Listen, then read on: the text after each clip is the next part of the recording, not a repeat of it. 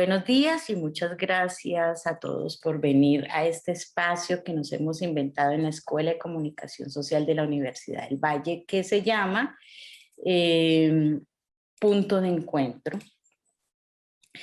En el día de hoy tenemos un invitado especial, que es el filósofo Horacio Bernardo de Uruguay, y nos va a dictar nos va a dar una charla con la posibilidad de luego intercambiar ideas, de preguntar, de generar un diálogo en torno a esto que se llama intercambio de ideas, obstáculos frecuentes y resolución de conflictos.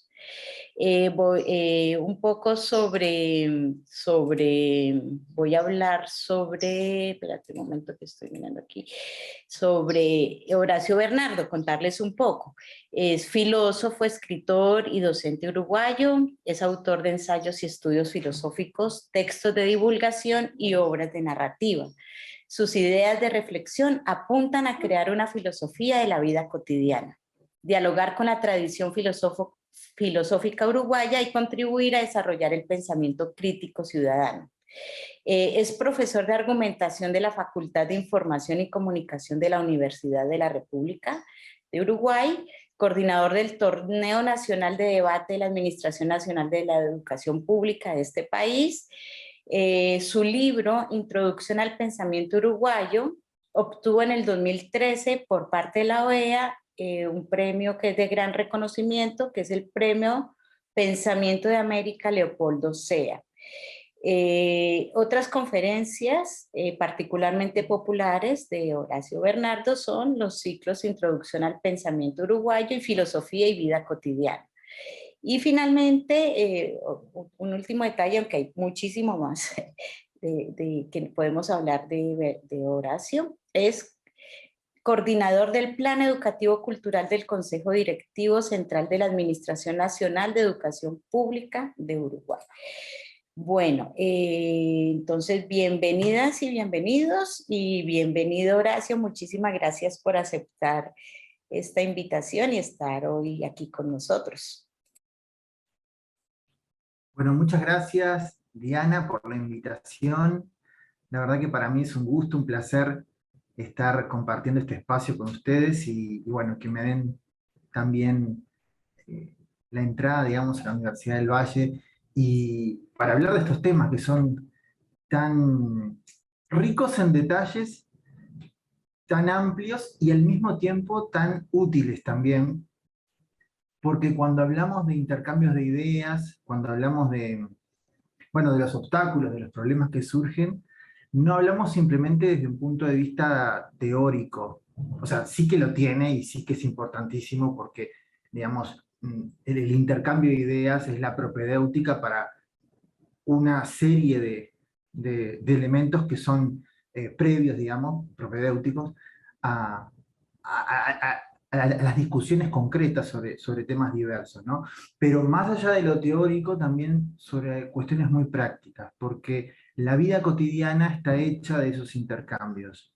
Cuando digo vida cotidiana me refiero personal, laboral, en distintos ámbitos en los que nos movemos. Muchas veces cuando hablamos de intercambiar ideas, o de debate, por ejemplo, que también es algo que me es muy cercano, el asunto de los debates, en general pensamos que es o para académicos, o para políticos, o para gente que tiene que discutir sobre grandes asuntos, y no lo es así. Vivimos intercambiando ideas y argumentando en nuestra vida cotidiana. Y de lo que yo les quiero hablar es de, bueno, les voy a hablar de varias cosas, pero me gustaría darles cuestiones prácticas para visualizar qué es un intercambio de ideas y sobre todo cuáles son los obstáculos, por dos motivos. El primero de ellos es que cuando tomamos conciencia de algunos obstáculos, ya el hecho mismo de saber que eso existe, o ponerle un nombre, ponerle un concepto, ayuda a visualizarlo y no que quede como una cosa nebulosa que no se entienda. Y en segundo lugar, porque nos permite también tener herramientas para subsanar esos obstáculos. Te voy a compartir una diapositiva, una presentación, que va a ir guiando un poco esta charla, ¿no? por supuesto, si surgen dudas o algún tipo de comentario entre medio, pueden participar, por supuesto. Esto no tienen que esperar hasta el final. O también pueden esperar hasta el final y hacer sus comentarios, pero pueden también opinar. Bueno, intercambio de ideas, obstáculos frecuentes y resolución de conflictos. Yo les voy a, este esquema, digamos, esta exposición está basada en tres aspectos, o va a ir, digamos, reseñando tres elementos. El primero de ellos, algunos elementos de los intercambios de ideas. Esto quiere decir algunas cuestiones básicas, pero básicas no quiere decir triviales, sino elementos constitutivos de un intercambio de ideas sobre los cuales tenemos que poner foco desde el inicio para evitar obstáculos. O sea, está enfocado en ese, el primero de los elementos o el primero de los ítems de este esquema de exposición. En un segundo punto, vamos a entrar de lleno a una serie de obstáculos frecuentes en los intercambios de ideas. Van a ver que hay de distinta naturaleza y naturalmente hay muchísimos más. Pero he puesto una selección de los que, de acuerdo a mi experiencia, de acuerdo a también a la literatura existente, son los más frecuentes, o algunos de los más frecuentes. Y luego, cerrando y basándome en los otros dos puntos anteriores, en el tercero de ellos, algunas estrategias de resolución de conflictos. Van a ver que en este tercer punto vamos a referir, por supuesto, a lo dicho anteriormente, no es completamente nuevo, pero sí para darle una unidad, digamos, de resolución y no solamente que sea un inventario de problemas, porque la idea es poder tener también algunas estrategias de solución de esos conflictos. Bueno, dicho esto, vamos a empezar ya de entrada con el primer elemento, que es justamente elementos de los intercambios de ideas. Hay algo que tenemos que tener en cuenta y es el concepto de puntos de vista. Sobre todo, digamos, en la moderna teoría de la argumentación, sobre todo en la pragmadialéctica, pero no me voy a meter por la parte teórica, y que es una corriente que a mí me resulta muy interesante y muy útil, hay un concepto central que es el de puntos de vista. Un punto de vista es algo muy sencillo, es una tesis o una opinión concreta que se sostiene sobre un asunto. Por ejemplo, si yo digo, estamos por intercambiando ideas si vamos a ir al cine o al teatro, y yo digo, creo que es mejor ir al cine, bueno, es una opinión, es un punto de vista. Para que se genere un intercambio de ideas, el punto de vista debe ser controvertido, o sea, no trivial en el contexto de los interlocutores. Vuelvo al mismo caso, si estamos discutiendo si vamos al cine o al teatro, y yo lanzo una opinión y digo, creo que es mejor ir al teatro. Pues bien, eso no es evidente porque tiene sentido en el contexto de los que estamos dialogando porque hay otras opciones. Les pongo otro caso para que lo vean más claro. Imaginemos que yo digo, Colón descubrió América. En algún contexto puede ser trivial, por ejemplo en la escuela, decir Colón descubrió América, bueno, no tiene sentido discutir sobre eso. Pero en otro contexto, por ejemplo, entre historiadores o a otro nivel, puede ser controvertido eso, porque alguien podría decir, no, Colón no descubrió América, Colón conquistó América. Entonces ya esa misma frase, en dos contextos diferentes, en uno, en el contexto escolar, pongámosle, es trivial, no es un punto de vista, porque no tiene sentido discutirlo, pero en otro contexto, por ejemplo en un debate académico o de otro orden, tiene sentido discutir sobre estas cuestiones porque no es obvio que Colón haya descubierto América si es que existe la posibilidad de decir que Colón conquistó América. Simplemente eso, concepto de punto de vista es cuando yo sostengo una opinión que no es obvia en un contexto de diálogo. Es un concepto fundamental sobre el cual se estructura toda la teoría y la cuestión de los intercambios intercambios de ideas. Y en la vida cotidiana, y acá viene un segundo elemento también fundamental, nosotros podemos hacer al menos dos cosas con ideas cuando estamos dialogando con otras personas. Una es explicar y otra es argumentar. Y esto es bien importante, ¿saben por qué? Porque separar estos conceptos ya nos ayuda a no entrar en discusiones innecesarias. Cuando explicamos algo, no nos comprometemos con un punto de vista. Por ejemplo, un profesor explica una teoría o explica una posición. Por ejemplo, imagínense que yo estoy dando, no sé, la posición de Humberto Eco sobre la semiótica, por ejemplo, ¿no? Entonces, en realidad yo estoy dando lo que un autor afirma sobre determinada teoría, o sea, el punto de vista del autor, ¿sí? O estoy, por ejemplo, explicando lo que un político dijo sobre una reforma de una ley, pongámosle. Cuando yo estoy explicando, sí hay un punto de vista en juego, por ejemplo, la posición de Humberto Eco sobre determinada cuestión de la comunicación, o la opinión de un político sobre la reforma de la ley. Pero yo no me comprometo con eso, yo simplemente soy un mediador.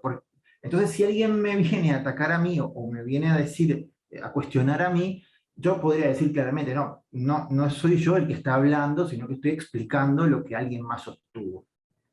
Esto es muy diferente cuando hablamos de argumentación. Cuando argumentamos, exponemos nuestra opinión y nos comprometemos con ese punto de vista. Para poner el caso del político, una cosa es que yo diga, un político afirma esto sobre una reforma de ley, a decir, miren, yo creo que sobre la reforma de ley debe hacerse o no debe hacerse, y voy a decir por qué. Bueno, cuando nos paramos en esa situación, ahí sí nos comprometemos nosotros con ese punto de vista, y es muy diferente la relación que establecemos con nuestros interlocutores. Mientras cuando explicamos, simplemente estamos transmitiendo una información en la que nosotros no participamos, como ya les digo, el caso del profesor que explica un autor o un tema, no necesariamente tiene que compartirlo. En cambio, cuando argumentamos, sí, ya el otro no es un simple receptor, digamos, por decirlo de una manera simplificada, sino que el otro es un sujeto activo que ya va a intercambiar con nosotros ideas en el entendido de que nosotros nos comprometimos con esas ideas cuando argumentamos a favor de ellas. Si queda claro esta distinción entre explicar y argumentar, tenemos que tener en claro, por supuesto, que la relación que establecemos con las otras personas es bien diferente, y también, digamos, el grado de involucramiento que le damos a las personas con las ideas. Cuando veamos ahora la falacia ad hominem, un poquito más adelante, vamos a ver bien que es importante poder distinguir esto, ¿no? Siempre una idea viene pegada a una persona, porque las ideas no es que surgen de la nada, ya sea que sea alguien que esté hablando, o sea un libro o un artículo de opinión, siempre hay una persona o un conjunto de personas que sostiene esa idea. Pues bien, digamos, diferenciar la persona de las ideas o saber en qué calidad las está transmitiendo, si explicación o argumentación, es muy importante. Cuando argumentamos con otros surgen diferencias entre puntos de vista, y estas diferencias pueden dirimirse racionalmente, pero pueden enfrentar una serie de obstáculos, que es lo que vamos a ver en la segunda parte de esta exposición.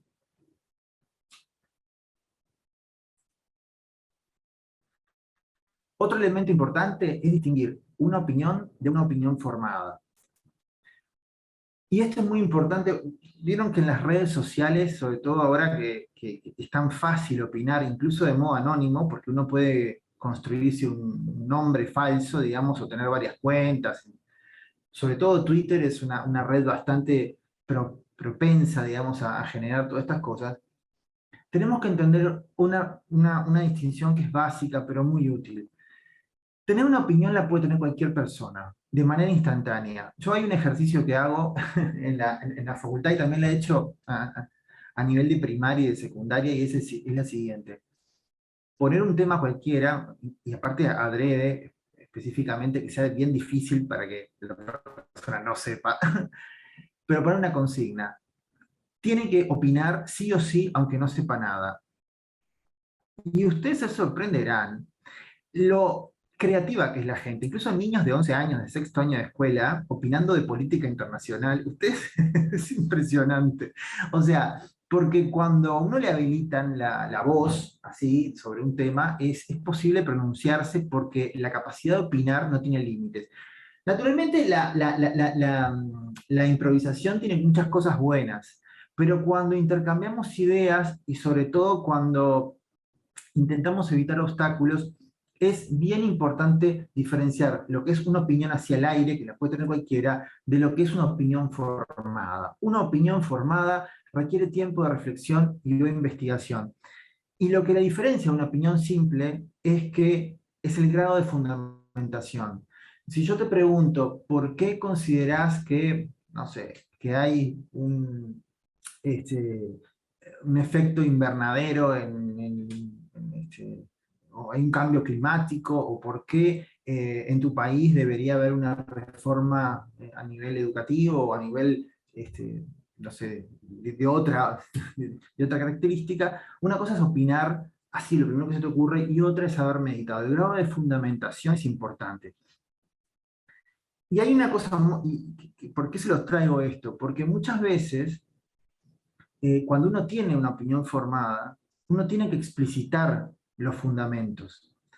Hay un efecto psicológico, y esto lo dice Ferreira, un filósofo uruguayo lo escribió hace ya casi hace 100 años, pero sigue siendo vigente. Si uno no explicita que las opiniones tienen un fundamento, las otras personas van a tender a creer que en realidad la opinión es espontánea y no fundamentada. Por ejemplo, les voy a poner un caso. Imagínense que hay dos mujeres que opinan lo siguiente, que la Madre Teresa de Calcuta es una mujer extraordinariamente admirable. Y la primera mujer es una Miss Universo, de estas que por ahí lo dice porque queda bien, y bueno, yo no sé si las Miss Universo siguen diciendo estas cosas, pero bueno, por lo menos hace unos años lo decían. Y dice de un modo frívolo, digamos, superficial, que admira a la Madre Teresa de Calcuta. Y pónganle por caso otra mujer que es doctorada, que es especialista en la vida de la Madre Teresa de Calcuta, y opina lo mismo. O sea, la opinión es la misma, pero la de la Miss Universo, digamos, mientras su grado de opinión es muy superficial, la de la doctorada es súper profunda. Pero si esta mujer doctorada no aclara algunos de sus fundamentos, ocurre un efecto psicológico, y es que el interlocutor tiende a pensar que tiene un grado de superficialidad mucho mayor porque la conclusión es la misma. Y a veces en los intercambios de ideas, cuando nosotros simplemente lanzamos una opinión, no tenemos que suponer que el otro sabe todo el proceso de meditación que nosotros hicimos. A veces no tenemos tiempo de explicitar todos los fundamentos, porque tendremos que echarnos una conferencia, un diálogo. Pero lo importante es que nosotros podamos explicitar que si decimos algo, no solamente decir, miren, yo creo que habría que ir al teatro y no al cine y punto. Porque las otras personas, si nosotros no aclaramos algunos de nuestros fundamentos, van a pensar que el nivel de fundamentación es cero, o el plano mental, por decirlo en un término más técnico, es el más bajito. O sea, nosotros es importante que podamos explicitar por qué. Para evitar confusiones, para evitar que el otro piense o pueda retrucar o pueda objetar de que nuestra opinión es infundada. También es importante identificar palabras clave. Esto quiere decir que cuando discutimos algo, miren, muchas veces las discusiones tienen problemas porque las personas no definen adecuadamente las palabras. A veces se discuten sobre cosas que son hechos, pero cuando discutimos hechos, piensen ustedes que si no definimos correctamente las definiciones, digamos, esas palabras clave, podemos estar discutiendo de cosas diferentes. Les voy a poner un ejemplo. Imagínense que yo digo, la pobreza no sé, en Cali ha descendido en el último año, pongámosle, ¿no? Entonces, ¿qué pasa? Podemos estar discutiendo, alguien decir, no, pero ¿cómo vas a decir? Pero fíjese lo que usted ve en la calle, otro dirá, pondrá como ejemplo los indicadores, en fin. Pero ¿qué pasa? Lo que tenemos que partir, la base de la que tenemos que partir primero, es de la definición de pobreza. O sea, si nosotros decimos la pobreza descendió en Cali en el último año, tenemos que partir de una misma definición de pobreza. Si nosotros no partimos de esa misma definición, entonces los problemas van a venir por discutir sobre cosas diferentes. Mientras que la diferencia entre la opinión y la opinión formada viene por el grado de la profundidad, que genera confusiones si no aclaramos la profundidad de nuestros pensamientos, si no aclaramos o no definimos en un contexto de diálogo las palabras clave, lo que va a suceder es que no vamos a llegar a ningún lado porque estamos discutiendo de cosas distintas. A nivel académico, por ejemplo, esto es, es fundamental también. Por ejemplo, si discutimos sobre cultura y no partimos de una definición de cultura, alguien podría decir, bueno, cultura es todo con una visión antropológica. Otro podrá decir, cultura es las manifestaciones artísticas de la alta cultura, quizás una versión más restringida. O sea, siempre es clave cuando discutimos sobre hechos, sobre cuestiones que incluso pueden estar muy patentes, muy claras en lo que significan, tenemos que definir bien claro los términos este, más relevantes, ¿no? Y sobre todo cuando se puede dar lugar a equívoco, ¿no? Cuando puede darse esa cuestión de que el término sea polisémico. Y en general, los términos suelen ser polisémicos. Muchas veces hay que consensuar definiciones dentro de los propios interlocutores.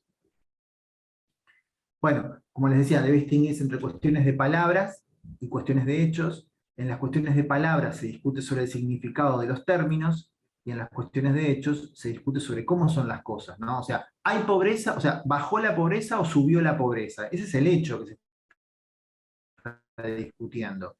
Pero hay que discutir primero, o por lo menos hay que tener claro, qué se entiende por pobreza y cuál va a ser la definición.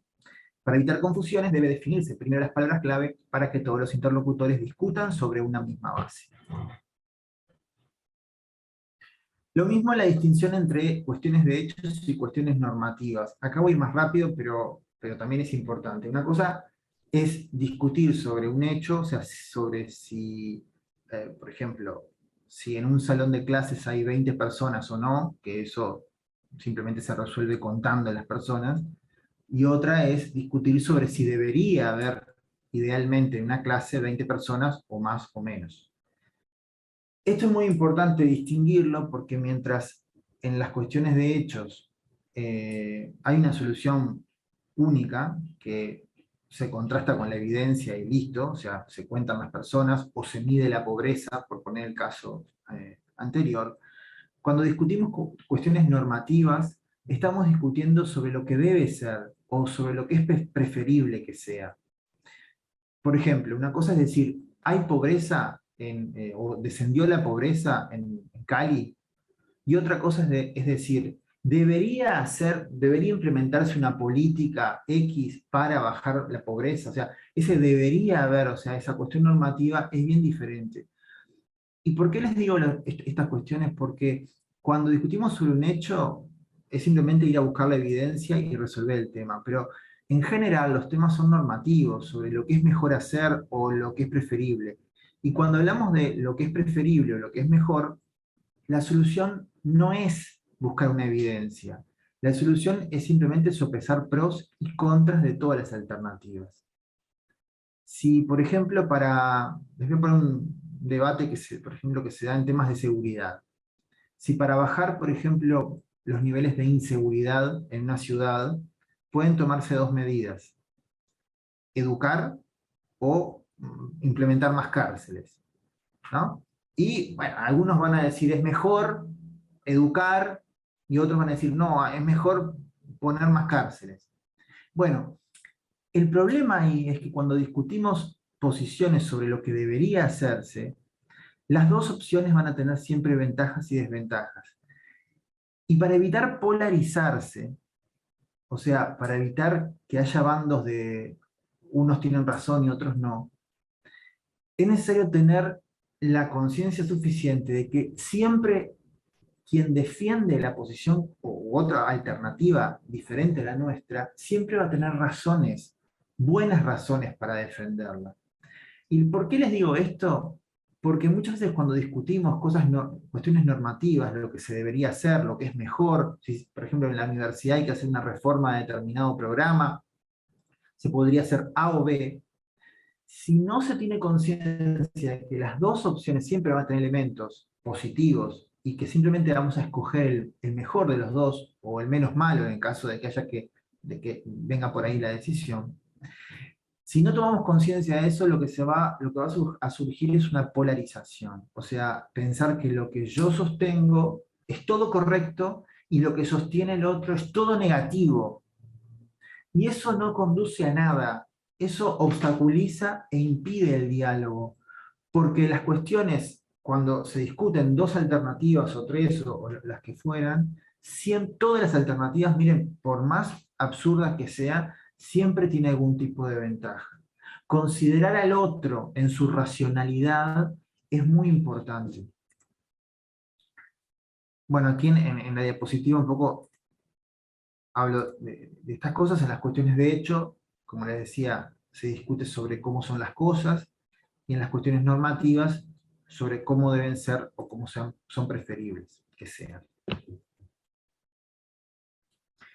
Las cuestiones de hechos tienen una solución única y se resuelven con evidencia. Es como les decía, simplemente mostrar, si decimos cuántas personas hay conectadas aquí, simplemente es mostrarlo, ¿no? Y las cuestiones morales, no, cuestiones normativas, perdón, ahí dice morales, es incorrecto. Las cuestiones normativas no tienen una solución única y se resuelven con análisis de ventajas y desventajas. O sea, ¿cuántas personas sería óptimo que estuvieran conectados en esta charla? Bueno, ya no es una cuestión de evidencia, sino una cuestión de, de discusión de alternativas, ¿no? Uno podría decir, es mejor que haya 15 personas, es mejor que haya 30, es mejor que haya 5. Bueno, discutir esas alternativas para poder entrar en esa discusión y no encallar, es necesario considerar que todas las alternativas van a tener ventajas y desventajas. Y que simplemente la discusión tiene que ir orientada a plantear cuáles de esas alternativas es la más conveniente por sopesando distintos criterios de elección. No discutir las cuestiones normativas como si hubiese que obtener una respuesta perfecta o como si las otras fuesen completamente erradas, que es lo que les comenté. Bien, no sé si hasta acá hay alguna cuestión o algún elemento que quieran comentar, o a que haya quedado alguna duda, digamos, sobre estos aspectos que tienen que ver, digamos, elementos clave, digamos, en los intercambios de ideas, esos puntos de vista en discusión. Si hay alguna pregunta y eso, me dicen, me interrumpen, yo como les decía al principio, no hay ningún problema.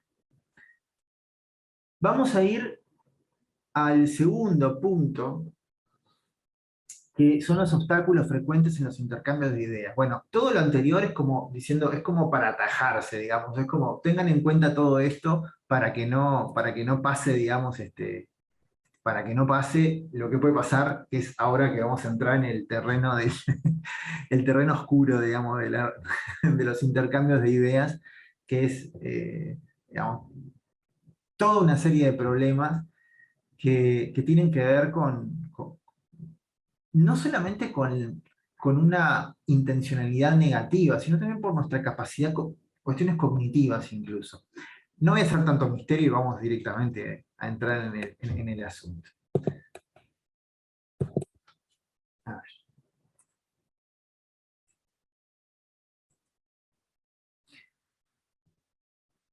Para que lo vean claramente, y ya les digo, vuelvo a insistir, hay decenas de obstáculos y sutilezas y elementos, pero para que lo vean claro, para que puedan hacerse un mapa mental de todo esto, les traigo tres tipos de obstáculos. O sea, dentro de esto va a haber una cantidad de cosas. Estos son los errores de razonamiento, los sesgos cognitivos y las influencias sociales. Cuando hablamos de errores de razonamiento, hablamos de cuestiones de la estructura, o sea, cuando uno plantea ideas, cuando uno fundamenta, cuando uno objeta lo que otro dice, muchas veces hay errores que tienen que ver con razonamientos que consideramos que son correctos, pero que tienen alguna falla. Dentro de la teoría de la argumentación, hay algunas de estos errores, tienen nombres genéricos, que son falacias, que justamente son estos errores de razonamiento de parecen que son correctos, pero no lo son, o incluso sofismas, que son también parecidos a las falacias, pero con cierto grado ahí sí de intencionalidad. O sea, yo sé que este razonamiento puede ser confuso, puede darse a equívocos, y lo utilizo a propósito por algún motivo. Pero no dejan de ser errores de razonamiento, porque el problema está en la estructura misma del razonamiento. El segundo tipo de obstáculos ya no vienen de la estructura, sino vienen de nuestra propia capacidad cognitiva. Nosotros como seres humanos no somos robots que simplemente evaluamos argumentos y sopesamos ventajas y desventajas con términos numéricos perfectos. Nuestra forma de brindar, pero sobre todo de recepcionar la información, está mediada por un conjunto de elementos psicológicos que, ojo, no quiere decir que seamos locos o que tengamos un problema mental, no, es simplemente por nuestra constitución psicológica que hace que no le demos igual importancia a toda la información que recibimos, ni que prestemos atención del mismo modo o con la misma, digamos, con la misma carácter cualitativo a toda la información que recibimos. Bueno, eso genera todos estos elementos que son los sesgos cognitivos y que la psicología cognitiva los estudia muy bien y que desde el punto de vista del intercambio de ideas nos sirve para visualizar algunos conflictos. Y luego las influencias sociales. Acá hay que tener en cuenta de que nosotros siempre nos movemos en contextos sociales, puede ser una empresa, puede ser un grupo de amigos, puede ser familiares, una comunidad, una ONG, no sé, cualquier institución o cualquier grupo humano se rige por ciertas influencias sociales y que ya no tiene que ver ni con la cuestión psicológica ni con la cuestión estructural, pero sí que influye en una serie de obstáculos que pueden surgir a partir de los intercambios de ideas. Bien. Vamos entonces con los errores de razonamiento. Y como les dije, les traje algunos. El primer error de razonamiento, este es muy común, y ya se los había adelantado hace unos minutos, es la falacia ad hominem, que quiere decir ataque al hombre o ataque a la persona, ¿no? Todo punto de vista es afirmado por alguna persona. La falacia consiste en atacar a la persona en lugar de cuestionar el punto de vista. Por ejemplo, imagínense que yo quiero ir al teatro, ¿no? Si seguimos en el ejemplo trivial, o trivial no, pero es muy sencillo para que quede bien claro. Si estamos en un grupo de amigos y estamos viendo si vamos al cine o al teatro. Y yo digo, bueno, voy a ir al teatro. Y alguien me dice, bueno, vos porque en realidad no querés gastar porque el teatro es más barato que el cine, pongámosle. O vos porque siempre querés hacer lo que vos querés. O vos porque tenés amigos dentro del teatro y los querés favorecer.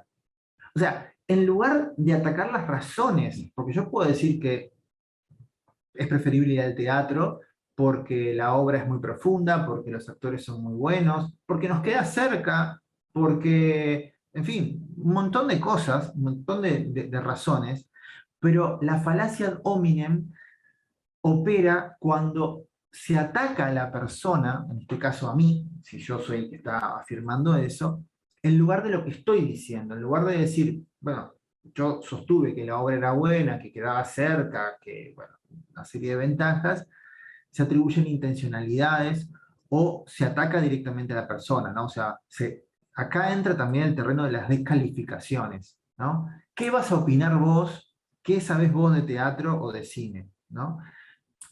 Pues bien, y ya estamos ahí a nivel del agravio, ¿no? La falacia ad hominem no necesariamente es un agravio, pero puede serlo. Cuando, por ejemplo, por ejemplo, alguien se lo ataca, o porque, por ejemplo, esto sucede mucho, por ejemplo, alguien que se le diga que no puede opinar porque es demasiado joven o porque no tiene experiencia sobre un tema. Bueno, puede no tener experiencia, pero si lo que está diciendo tiene un fundamento, entonces rebatir una opinión porque alguien es joven o porque no tiene experiencia no tiene sentido. O sea, ahí se está atacando a la persona y no a lo que está afirmando la persona.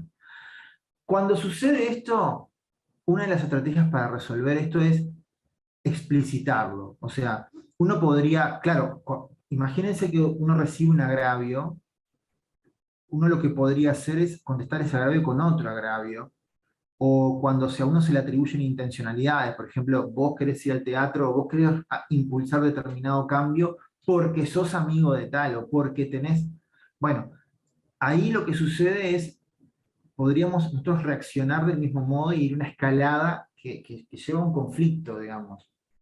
Pero hay otra forma de evitar esa escalada y es explicitar lo que está sucediendo. Es decir, no, una cosa es, o sea, estamos hablando de este asunto y no hay que confundir o directamente, sin decir el tema de la falacia ad hominem, ¿no? Es evitar y decir, no, ataques personales no, acá estamos hablando de ideas, estamos hablando de este punto. Los ataques personales o la atribución de intencionalidades no corren o no caben o no tienen sentido. O sea, separar lo que es, explicitarlo, es una de las estrategias. Porque la otra es, si uno entra en esa movida, puede entrar en una escalada que agrava más el conflicto. Sobre todo cuando es necesario llegar a una conclusión. Porque piensen que uno podría realmente ponerse a discutir y pelearse con las personas, pero eso mina la capacidad de poder discutir las cosas tal como, o sea, de llegar a una resolución, de llegar a una conclusión. Un tipo particular de falacia ad hominem es la que se llama tu quoque, que es la tú también, ¿no? Es como diciendo, eh, consiste en intentar rebatir un punto de vista indicando una acción o intencionalidad en el interlocutor no probada o no relacionada con el punto de vista. Lo voy a bajar a tierra esto porque se van a dar cuenta que es muy sencillo. Imagínense que alguien está criticando, ¿no? Imagínense dos partidos, ¿no? El partido A y el partido B. Entonces yo estoy diciendo, porque el partido A, no voy a, esto pongo A y B para no generar ninguna suspicacia de nada, porque el partido A, no sé, hizo una gestión horrible en la cuestión de, no sé, de ganadería porque no supo aprovechar las inversiones o no firmó un tratado o lo que fuera. No importa. ¿No? Entonces la otra persona, en lugar de rebatir, de decir, no, no hizo una gestión mala, sino que la hizo buena, en fin, o aportando algún detalle, lo que dice, bueno, pero el partido B lo hizo peor, ¿no? O el partido B hizo tal cosa. Eso en realidad, cuando se responde, cuando diciendo, vos te equivocaste en tal cosa, y la otra persona te responde, pero vos cuando hiciste tal otro, cuando te equivocaste en esta otra cosa, o sea, el ataque es ataque a la persona, porque se ataca, o sea, es como un dar vuelta al asunto, pero esto es muy común, o sea, se responde atacando a la inversa. Esto se da cuando sobre todo hay críticas, ¿no? No, bueno, cuando se señala algún error o alguna falencia en alguna posición, responder a esto. Bueno, esto es lo mismo, es la misma lógica que el ataque ad hominem, simplemente que lo quise destacar porque me parece que también es muy común en los intercambios de ideas, sobre todo cuando se va por el lado del conflicto, ¿no? Otra es la inversión de la carga de la prueba. Esto de la inversión de la carga de la prueba viene de la cuestión jurídica, de los temas jurídicos.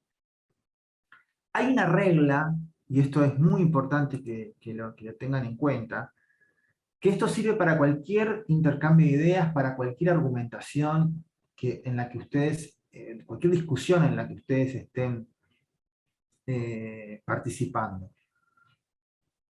Quien introduce un elemento nuevo en la discusión no lo digo en términos negativos, o sea, discutir, de intercambiar ideas, tiene la responsabilidad de probarlo. En términos técnicos, y esto decía de jurídicos, se dice que tiene la carga de la prueba. La inversión de la carga de la prueba se comete cuando quien introduce un elemento nuevo exige la prueba al interlocutor. Les pongo un ejemplo. Le digo, por ejemplo, yo considero que vos actuaste mal con, no sé, administrando determinados fondos en la empresa. ¿No?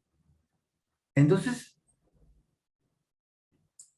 no, el interlocutor A le dice eso al interlocutor B. Y entonces dice, bueno, entonces el interlocutor B le dice, bueno, ¿y qué te hace suponer eso? Y la otra persona responde, no, ¿y qué te hace suponer que no? O sea, es como que te responde con otra pregunta, entonces la persona que ahora está siendo interpelada tiene que probar que no administró mal los fondos. Y eso es incorrecto. La persona que tiene que probar el elemento nuevo es el que introduce el elemento nuevo. Pero a veces se da como la inversa porque las personas retrucan con una pregunta, ¿no? No sé si quedó claro el ejemplo. O sea, si yo digo, debe ser eh, legal, por ejemplo, la eutanasia, pongámosle. Acá en Uruguay se está discutiendo eso, ¿no? Debería ser legal la eutanasia. Y alguien dice, no, no estoy de acuerdo. Y entonces la primera persona dice, ¿por qué no está de acuerdo? Y entonces ahí pasa lo siguiente, lo mismo, la inversión de la carga de la prueba. La persona que introduce el elemento nuevo, o sea, la opinión, el punto de vista, es la que tiene que proporcionar los argumentos para fundamentarlo. Después, si la otra persona está en desacuerdo, por supuesto, propondrá sus argumentos, en fin, pero no invertir la carga de la prueba. Otra cosa muy común es lo que se llama la construcción del hombre de paja. Por ejemplo, yo traigo es discutir con una versión simplificada de las cosas. Por ejemplo, yo traigo un proyecto nuevo para hacer una nueva asignatura en la facultad, ¿no? Y entonces, ¿qué sucede? Traigo toda una fundamentación de 15 páginas, en fin, pero alguien me va a discutir no con todo ese grado de profundidad, sino discutiendo simplemente como si la versión que yo traigo fuera burda y simplificada sin considerar toda esa complejidad.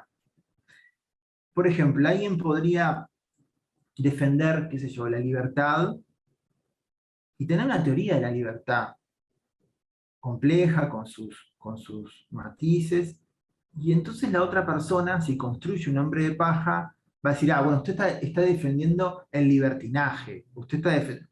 Bueno, no, pero eso no es lo que estoy diciendo, yo estoy defendiendo algo complejo, con sus matices. Cuando en una discusión la otra persona nos simplifica el punto de vista nuestro, ¿sí? Y ataca no lo que estamos diciendo, sino una versión simplificada, es lo que se dice estar construyendo un hombre de paja. Y cuando esto sucede, hay que explicitarlo. No, eso no es lo que yo estoy defendiendo. Eso no es lo que yo dije. Eso es una versión simplificada de lo que yo dije. ¿Por qué? Porque cuando nosotros dejamos que el otro reconstruya, y cuando digo el otro, pero también lo podemos hacer nosotros, acá siempre poniendo que es el otro el que hace esto, pero a ver, nosotros también lo podemos hacer, no somos inmaculados. Cuando la otra persona pone o simplifica la posición, sucede entonces que se construye este hombre de paja, ¿no? Consiste en atacar una versión simplificada de un punto de vista sin considerar su complejidad. El nombre de este error deriva de la siguiente analogía. Un hombre de paja es mucho más sencillo y burdo, o sea, atacar un hombre de paja, perdón, un hombre de paja es mucho más sencillo y burdo que un hombre de carne y hueso y mucho más fácil de atacarlo, ¿no? Y por último, el último error de razonamiento que quiero comentar es el de la pendiente resbaladiza, que consiste,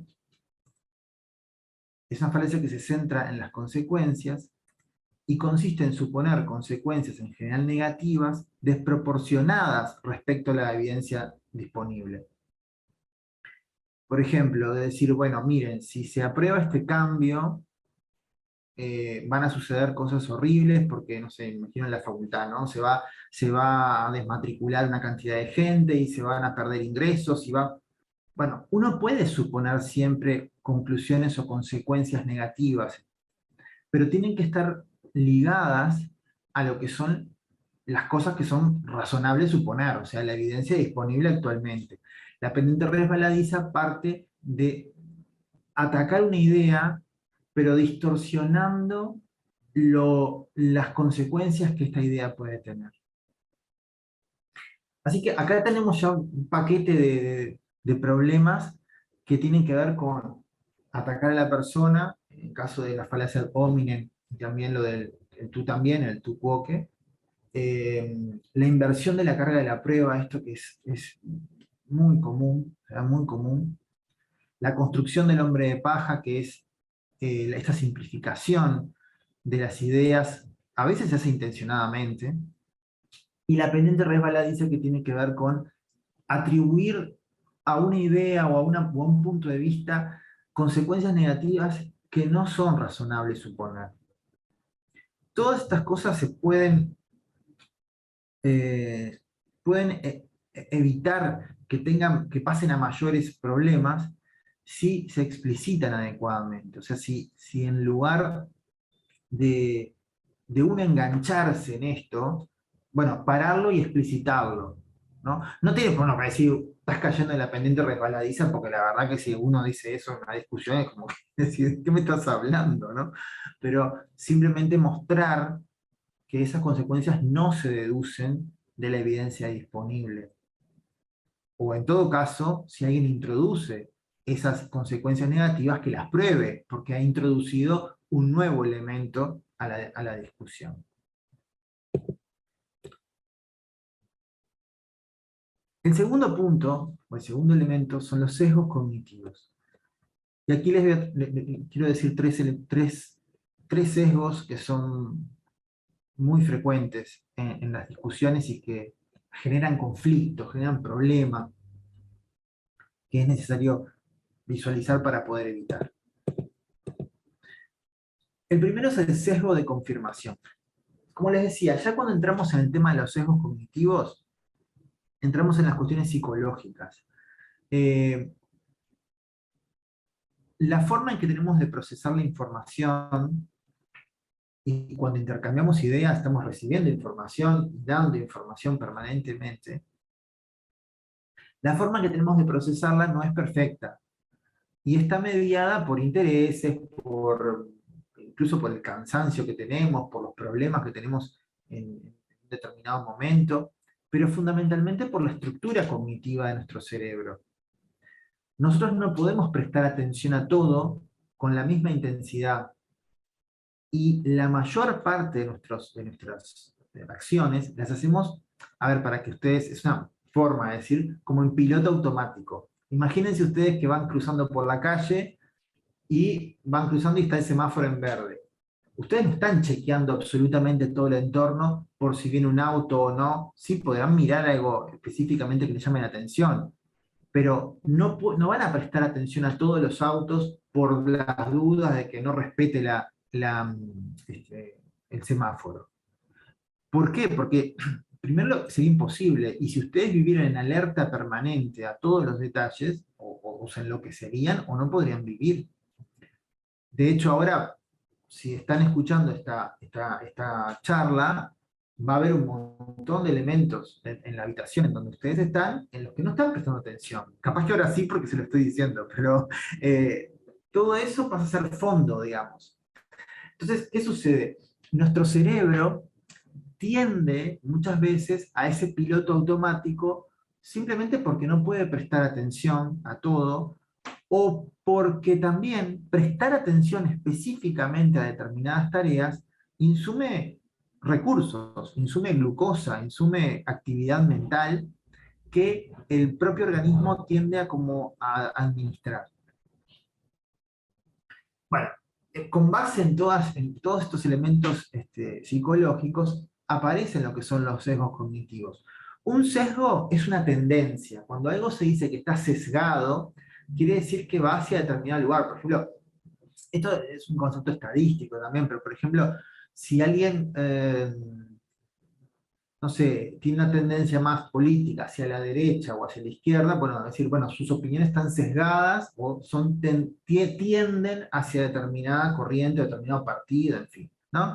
Bueno, en los sesgos cognitivos quiere decir tendencias o determinados corrimientos hacia determinado lugar. O sea, no toda la información es puramente toda igual, no la procesamos igual.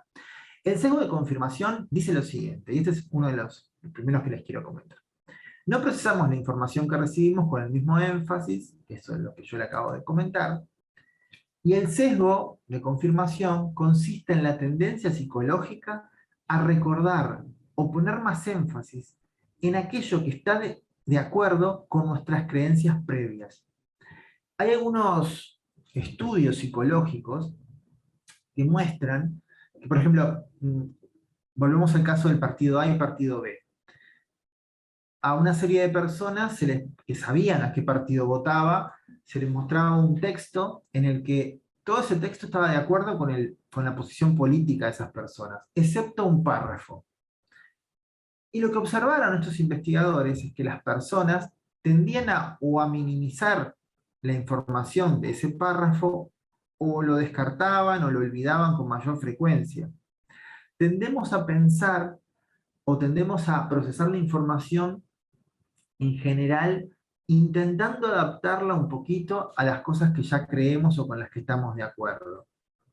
Esto es muy importante porque cuando intercambiamos ideas y proponemos algo nuevo, o sabemos que lo que vamos a proponer está en contra de lo que piensa una determinada persona, es importante prestar más atención en que lo que vamos a tener que fundamentar, o el grado digamos, de atención que vamos a tener que prestar a esa idea, va a tener que ser más importante en el sentido, no de que tenemos que machacar solamente en eso en lo que no está de acuerdo la persona, pero sí que la persona va a tender o a resistirse o a omitir ese tipo de detalles.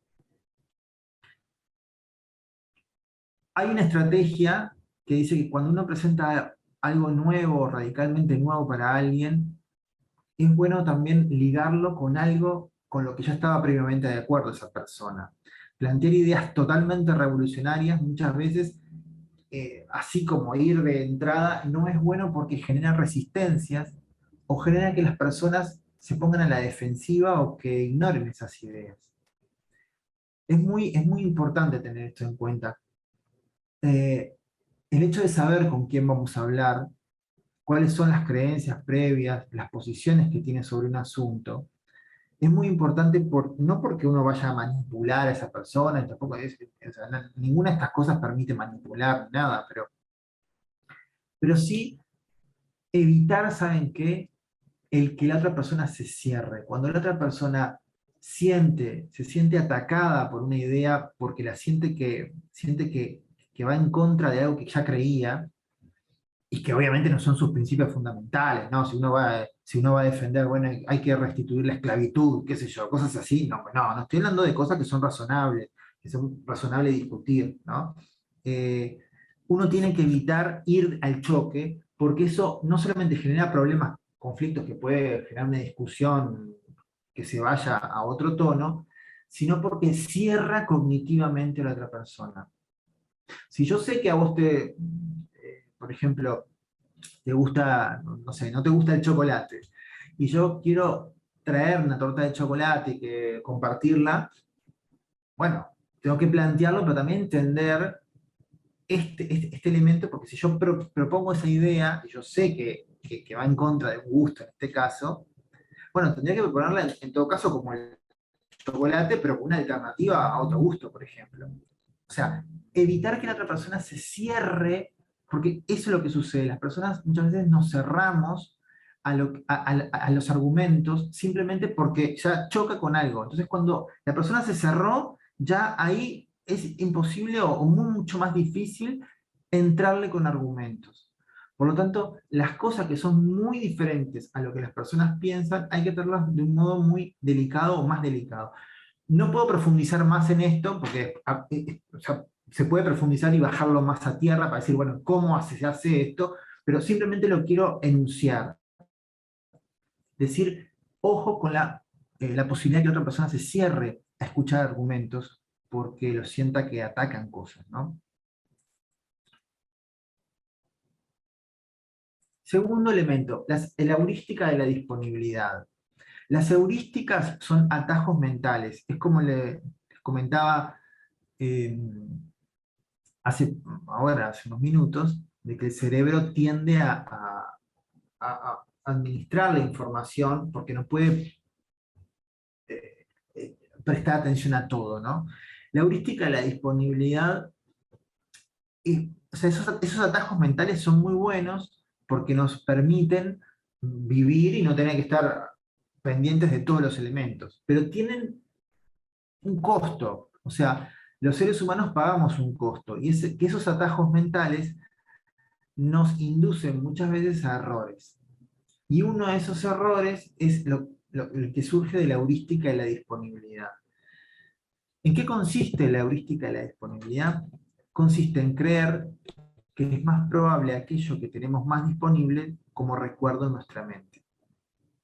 Por ejemplo, los medios de comunicación o nuestras experiencias recientes resultan influyentes en este aspecto. Por ejemplo, imagínense que ustedes, no sé, o algún familiar lo robaron en algún, no sé, en una esquina determinada, en un barrio determinado. Bueno, por un tiempito, ustedes van a estar o van a atribuir mayor probabilidad o a los robos en su ciudad o a los robos en ese barrio. No porque sea más probable, porque haya una, digamos, estadística que lo pruebe, sino simplemente porque lo tienen más cercano en la mente. Aquello que está más cerca de nuestros recuerdos, tendemos a creer que es más probable. Y esto hay que tener en cuenta, porque muchas veces si hay un conflicto reciente o con personas o lo que fuera, las personas tienden a pensar que esas personas son más problemáticas o tienen más conflictos, cuando en realidad no necesariamente, simplemente que está más reciente el caso. Hay que distinguir entre aquello que nos resulta más conocido porque recientemente pasó, porque lo tenemos todos en la cabeza, a algo que realmente sea más probable. Y la última que les quiero comentar de los sesgos cognitivos es la heurística y la representatividad, que consiste en creer que algo es más probable solo porque coincide con nuestros prejuicios o estereotipos. Los prejuicios y estereotipos, si no se hacen visibles o conscientes, podrían ser considerados erróneamente como más fiables que la base estadística. Hay un ejemplo que se suele poner en estos casos, y es el ejemplo de Linda, ¿no? Dice, se describe una persona que Linda estudia humanidades, está comprometida políticamente con asociaciones civiles que luchan por los derechos, en fin, una cantidad de cosas. Entonces, una vez que se describe toda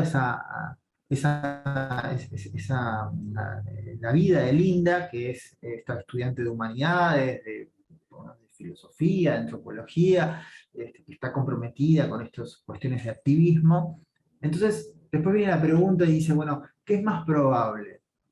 ¿Que Linda sea cajera de banco o que Linda sea cajera de banco y feminista?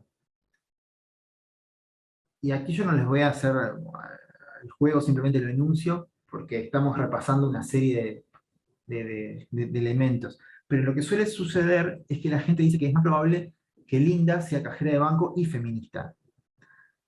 Estadísticamente, o sea, en términos de probabilidades, la respuesta debería ser, es más probable que sea cajera de banco, porque es más probable que tenga una característica que tenga dos, o sea, porque está acortando el universo, ¿no? O sea, es más probable que una persona sea cajera de banco, que incluye las feministas y las no feministas, a que sea cajera de banco y además feminista, o sea, se le está poniendo otra condición. Sin embargo, como viene la descripción anterior, que coincide más con lo que uno se imagina de una mujer feminista, ¿no? O sea, estudiante de humanidades, con un compromiso social, en fin, una serie de cosas con las que asociamos esa característica, tendemos a pensarlo así. En el caso de la vida, de las discusiones en la vida cotidiana, esto tiene que ver con los prejuicios que nosotros nos hacemos de las personas. Cuando creemos que esa persona o puede estar defendiendo algo por una razón o porque debe pensar de determinado modo, tenemos que tener en cuenta que muchas veces los prejuicios nos ayudan porque nos ayudan por lo menos a hacernos una idea, porque no podemos estudiar todo, pero los prejuicios nos engañan también. Esos atajos mentales que nos permiten hacer los estereotipos y los prejuicios, muchas veces nos eh, hacen que nosotros partamos de concepciones que no nos permiten llegar a una conclusión, sino que hacen que las discusiones se enfrasquen más en cuestiones de suposiciones y no de razones, que es lo sano, digamos, cualquier argumentación, de cualquier intercambio de ideas. Sustituir las razones por puras suposiciones o prejuicios, cuando uno no se da cuenta, podría ser un ejercicio también, o a veces escuchar cuando otros lo señalan, ¿no? Bueno, también, cada uno de estos temas piensen que admite mayor profundidad, pero a mí lo que me interesa es que lo vean muchas posibilidades de conflictos. Por ahora hemos visto los conflictos que tienen que ver con las falacias, con los errores de razonamiento, y ahora algunos que tienen que ver con nuestras facultades cognitivas que nos inducen a sesgos. Voy a ir un poquito más rápido, así también queda un poco de espacio para las preguntas. Solamente una preguntita aquí, Sí. paréntesis, pues como para que todos estemos, define prejuicios, prejuicio. Sí, sí. Un prejuicio, digamos, en su definición pura, es un juicio previo. Es un juicio que está antes de que yo lo pueda corroborar, antes de que yo lo pueda sopesar y meditar y encontrar evidencias o encontrar razones a favor o en contra para defender ese prejuicio. En general, nosotros tenemos una concepción negativa de los prejuicios porque la Ilustración, todo el siglo XVIII demonizó el prejuicio, demonizó una serie de elementos. Ahora en el siglo XX, sobre todo con la hermenéutica, se destaca el prejuicio como en su facultad positiva. Pero sin entrar en estas discusiones teóricas, el prejuicio es un juicio previo, es un juicio que tengo antes de poder contrastarlo. Y es muy útil, por ejemplo, a ver, si yo voy por la calle, imagínense esto, yo voy por la calle de noche y veo una persona que me parece que me puede robar, que puede ser peligrosa. Bueno, es un prejuicio, porque yo a esa persona no la conozco. Puede tener algo positivo, que es protegerme. Yo no le voy a ir a preguntar, señor, ¿usted es peligroso? No. Entonces, tiene un valor positivo porque puede tener una función en un momento determinado. Pero también puede ser muy negativo, porque yo, por el puro prejuicio, puedo generar o suponer determinadas actitudes de una persona cuando en realidad no tiene nada que ver, o sea, ni por su apariencia, ni por nada, o sea, simplemente yo estoy atribuyéndole cosas que no son. Entonces el prejuicio tiene un doble carácter. Lo que es el juicio previo. Tiene una función positiva porque nos permite tomar decisiones rápidamente sin tener demasiada información. Pero ojo, porque a veces el prejuicio puede ser muy negativo y nos podría hacer que encasillemos a una posición o a una persona por cosas que nosotros no hemos meditado profundamente. No sé si queda claro ese concepto de prejuicio y sobre todo su valoración, que no es ni puramente positiva ni puramente negativa. En los intercambios de ideas, cuando necesitamos meditar, profundizar sobre los elementos, que no es lo mismo que si uno va por la calle y necesita tomar una decisión rápida sobre si se protege o no ante un determinado peligro supuesto, cuando uno discute sobre asuntos que necesitan mayor meditación, bueno, el prejuicio se revela completamente insuficiente. Uno necesita llegar a un juicio. Y para pasar del prejuicio al juicio es necesario dar razón, es necesario examinar con más profundidad ese tema. No sé si Diana quedó Sí, sí, contestada sí, la pregunta. está súper bien. Sí. Bien. Les decía, vamos a ir un poquito más rápido, a ver, porque así redondeamos eso esto no, también este, les quiero decir todos estos elementos, pero también quiero que se dé algún intercambio al final. El tercer punto que les quiero comentar son las influencias sociales. Eh, Influencias sociales del grupo, influencias sociales también de lo que tiene que ver con las relaciones de poder. Y cuando hablamos de relaciones de poder, nos imaginemos, no sé, cosas muy grandilocuentes. Simplemente en un grupo puede haber un poder formal, porque alguien es el jefe o la jefa, o puede haber un poder, digamos, simplemente porque alguien tiene más carisma en un grupo, entonces sus opiniones son más consideradas que las de otros, en fin. Todos estos elementos sociales no tienen que ver con la estructura de una argumentación, de un intercambio de ideas, de las razones, ni tampoco dependen de la psicología específicamente, sino de cuestiones que son, como les decía, más de grupos, de cosas que se dan a nivel social. Pero que si no las tenemos en cuenta, pueden empantanar también en llegar a una determinada solución meditada sobre cuestiones que son controvertidas, sobre puntos de vista que estén en discusión.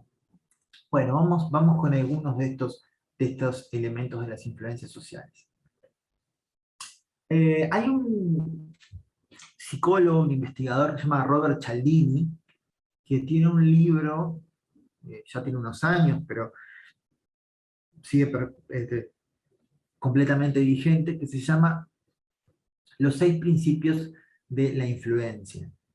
Yo aquí tomé 3 nomás, digo, pueden consultarlo, todas estas cosas que estamos hablando acá, después yo les puedo pasar más información para profundizar.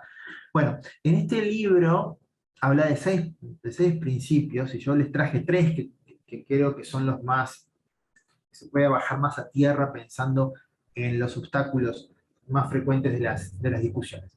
El primero es la consistencia o la coherencia. Consiste en la tendencia a seguir sosteniendo una idea, no tanto por las razones, perdón, ahí hay un error, no tanto por las razones efectivas, sino porque nos hemos comprometido públicamente con ellas previamente. A ver, imaginemos que nos comprometimos, o estamos pensando en, vuelvo al ejemplo de que se está cambiando un programa en una asignatura en una facultad. Y hay 2 opciones, la opción A o la opción B. Y yo ya me pronuncié por la opción A en una reunión de profesores y bueno, y sostuve que eso estaba muy bien, y en fin. Bueno, eso, dice Cialdini, hace como, o sea, al haber yo ya planteado eso en un grupo, a mí me genera un compromiso. Y si yo quisiera cambiar a la opción B, aunque yo tenga muy buenas razones, o aunque me digan muy buenas razones, yo voy a sentir mayor obstáculo porque, bueno, yo ya dije A, y si ahora me cambio a B, entonces o me muestro muy blando, o que no tengo las cosas claras, o voy a perder respeto, o sea, se genera una serie de temas en la cabeza de alguien que agregan dificultades a poder cambiar de posición. Esto es muy importante en un grupo y, y sobre todo cuando se discuten cosas controvertidas, de que los cambios de posiciones sean posibles y sean admitidos, incluso explícitamente, porque hay una tendencia, y esto es algo que tiene que ver justamente con estas cuestiones sociales, que nos pasa a todos, que cuando nosotros ya definimos algo, es muy difícil, o más difícil, ¿no? Posible no, pero más difícil poder cambiar. A veces lo que se hace, por eso está en el libro este de las técnicas de influencia o principios de influencia, es que cuando se quiere que una persona defienda una posición, se le obliga a veces a defender una parte en público, ¿no? Eh, o a comprometerse en público.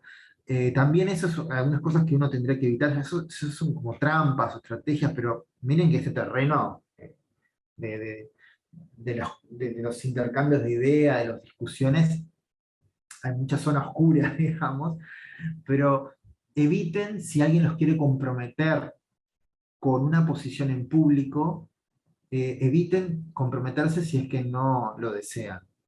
Porque si ustedes, alguien en público le dice, bueno, diga que usted está de acuerdo con tal cosa, ¿no es cierto? Y ustedes dicen que sí, bueno, por quedar ahí, por no sé qué, eso les genera un problema, porque después entra en una rosca que es más difícil de salir. O incluso si ustedes ya han admitido algo, tengan en cuenta que se puede cambiar, porque lo importante son las razones que se esgriman. Todas estas cuestiones de influencia social siempre operan, pero pueden desactivarse si uno muestra que puede cambiar de opinión, pero porque hay determinadas razones para cambiar de opinión. Y ahí estas cuestiones del grupo se diluyen. Pero tengan en cuenta que esto de la consistencia o la coherencia es algo que nos pega a todos, ¿no? Es lo que ya dijiste en público, te va a costar un poco más si te querés decir. Entonces, o evita decirlo en público si no estás segura, o si no, si querés cambiar, bueno, la clave es decir, bueno, yo pensaba esto, pero ahora pienso esto por esto y esta razón. Y ahí no hay problema o sea, se desactiva esa cuestión de que pueda ser percibido, digamos, de un modo negativo, incluso uno mismo, digamos. Porque el problema acá no es tanto el grupo, sino cómo ese grupo influye en la propia percepción. El segundo punto de influencia o principio de influencia es la simpatía. Consiste en creer que algo tiene mayor porción de verdad porque quien lo dice nos cae bien. Ay. Y ustedes dirán, pero bueno, esto será para gente muy boba, ¿no? Porque yo no voy a caer en eso.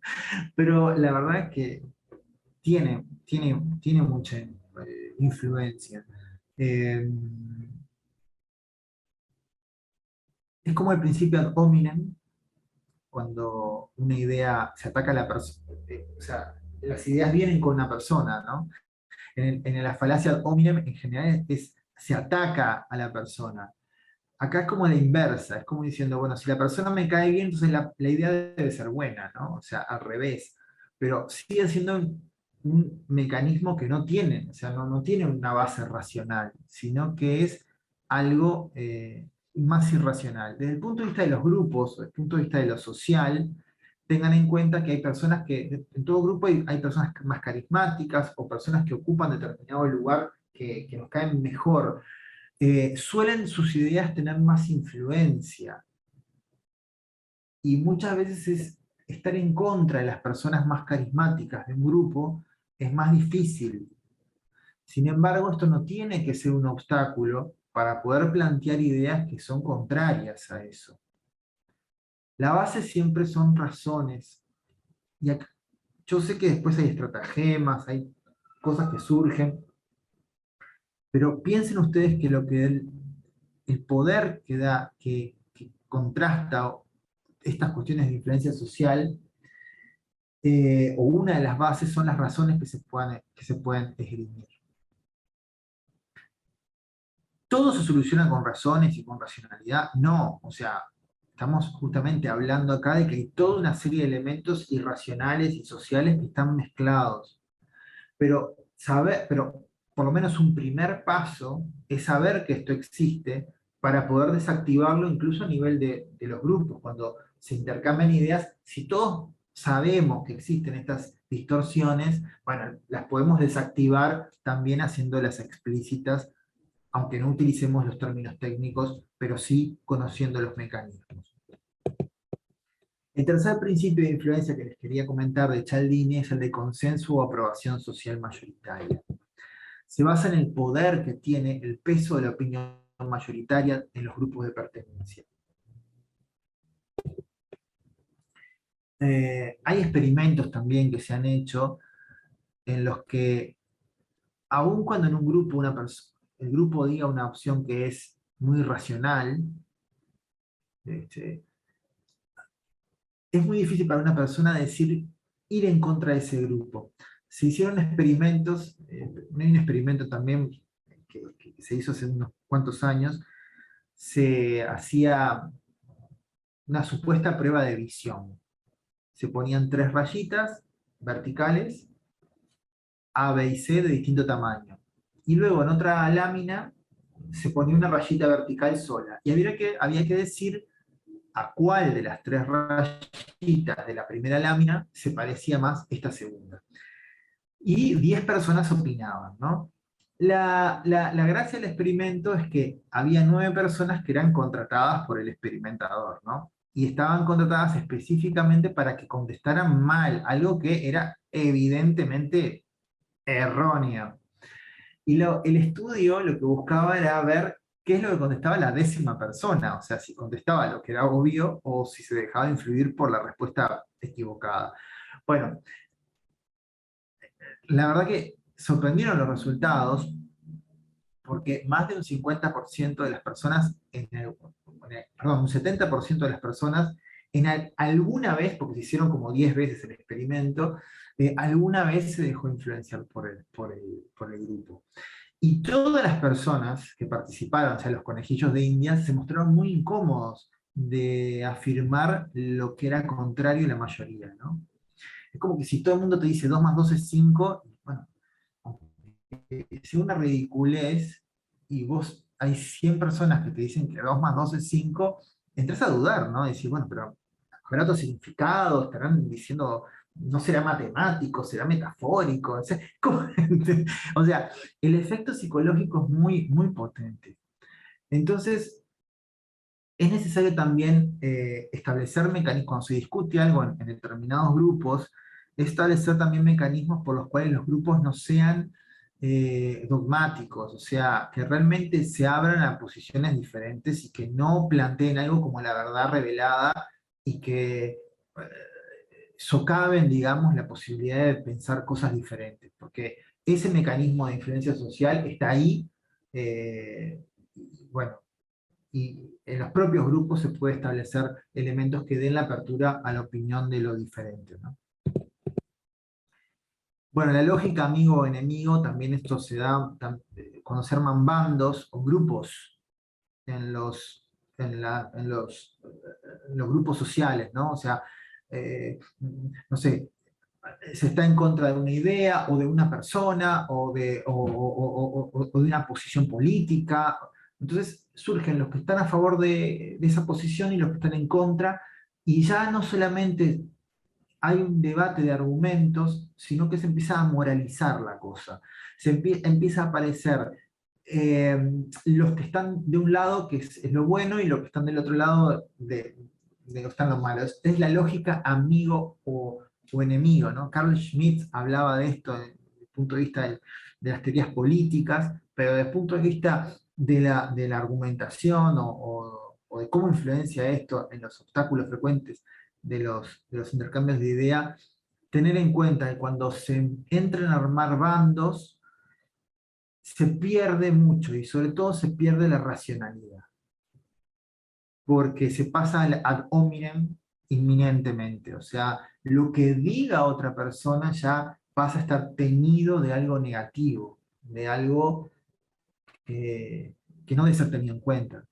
Entonces, cuando suceden estas lógicas, en general lo mejor es evitarlo, pero cuando suceden estas lógicas, es necesario poder establecer puentes donde no los hay o quizás ya no los hay, pero volver a establecer puentes. ¿Qué quiere decir establecer puentes? Llevarse bien, establecer la racionalidad, porque lo que se pierde es la racionalidad. No hay forma de intercambiar argumentos, sino de intercambiar posiciones eh, sobre personas, ¿no? Se vincula con el efecto halo. El efecto halo tiene que ver, en general, cuando atribuimos cosas positivas de personas que, cualquier cosa que diga esa persona es positivo, o a la inversa, cualquier cosa que diga esa persona es negativo, en fin. Y como les decía, obstaculiza el diálogo razonado por razones de pertenencia a tribus o grupos, tribus en sentido metafórico, ¿no? Y fomenta la polarización. Estas son cosas que suelen suceder y son muy, muy negativas. Bueno, y cuestiones de miedo o inconveniencia, comprende los casos en los que la opinión no se ve obstaculizada por distorsiones sociales, pero sí su expresión manifiesta. Los silencios también pueden ser opiniones. Muchas veces, por ejemplo, en ámbitos de asambleas, plenarias, determinados ámbitos, hay mucha gente que no habla. No habla. Y hay un dicho, yo me imagino que en Colombia también estará, el que calla otorga. No sé si existe ese dicho allá. Pero esas personas que no hablan muchas veces u opinan en contrario, o bueno, a veces son indiferentes, ¿no? Pero muchas veces tienen una opinión, pero no la manifiestan por miedo a todas estas cosas, ¿no? A ir en contra del grupo, a tener problemas, o en el ámbito laboral, o no quieren complicarse, porque no les conviene, en fin, o porque está en una relación de subordinación con determinadas personas que sostienen lo contrario. O sea, los silencios también hablan. Y las personas que no hablan, que no dicen nada, también podrían tener un espacio para expresar su opinión. Incluso, muchas veces hay técnicas que son más creativas, no tanto de pensamiento crítico, pero muchas veces se abre en los grupos la posibilidad de expresar o de votar o de expresar ideas de modo anónimo. Eh, Porque es la única forma en que esas personas pueden mostrar, digamos, su posición sin verse vulneradas. Eso también hay que tener en cuenta, porque siempre estamos hablando de los que hablan, pero los que no hablan también hablan, o sea, también dicen algo, o también tendrían algo para decir, o han quedado silenciados por todas estas razones, ¿no? Por miedo, por conveniencia, por no meterse en conflictos, en fin. Hay que tener en cuenta ese elemento también. Y el tercer punto, y ya este tercer punto no es novedoso, simplemente voy a hacer un repaso muy rápido porque va a tomar lo anterior. Estrategias de resolución de conflictos. Simplemente vamos a dar 8 titulares, pero que son cosas que ya hemos visto, ¿no? Bueno, primer estrategia es ponerse en los mejores argumentos del otro. O sea, aunque yo defienda la posición A, tener en cuenta que quien piensa diferente también tiene sus buenas razones. Esto es clave para poder evitar estas polarizaciones, evitar estas cuestiones, sobre todo ahora estamos hablando de estas cuestiones sociales que influyen.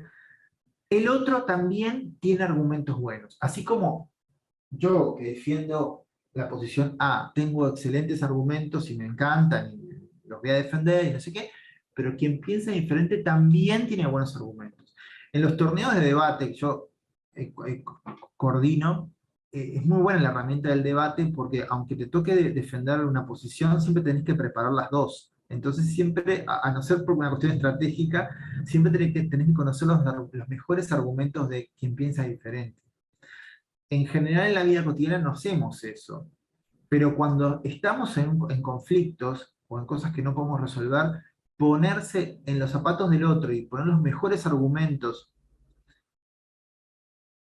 eh, honestamente, ¿no?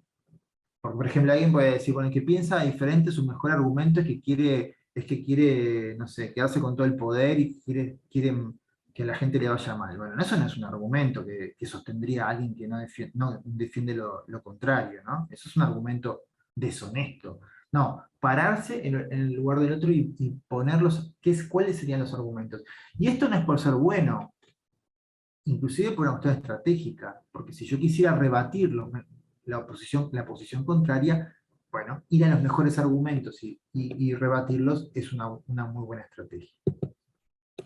La segunda es el multiperspectivismo, que está emparentada con la anterior, o sea, ver el mismo tema desde distintos puntos de vista. Por ejemplo, se está reformando los programas, vuelvo al mismo ejemplo, en una facultad. Bueno, esto, ¿cómo es desde el punto de vista de los profesores, desde el punto de vista de los estudiantes, desde el punto de vista de la universidad, desde el punto de vista de la comunidad en su conjunto? ¿No? Multiperspectivismo nos permite enriquecer los temas y sobre todo fundamentarlo en razones, ¿no?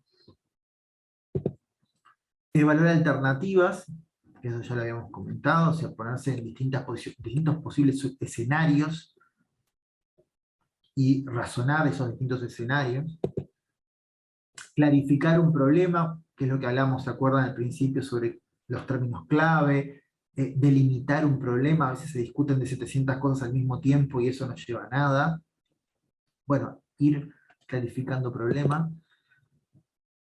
Bueno, considerar que las personas son seres psicológicos, o sea, considerar los sesgos cognitivos, considerar que las personas son seres sociales, considerar todas estas influencias de las que estábamos hablando recién, proponer encuentros en momentos oportunos, o sea, no en momentos de discusión, que ayer pasó un lío y el otro día vamos a juntarnos todos, no, porque ahí no se llega a nada, pero sí establecer momentos de diálogo cuando sea posible, y plantear objetivos en los intercambios de ideas. O sea, si hacemos una reunión, si nos ponemos a discutir un tema controvertido en el que tenemos distintas posiciones, bueno, plantear un objetivo para esa reunión, decir, bueno, vamos a discutir estos puntos y no otros, ¿no?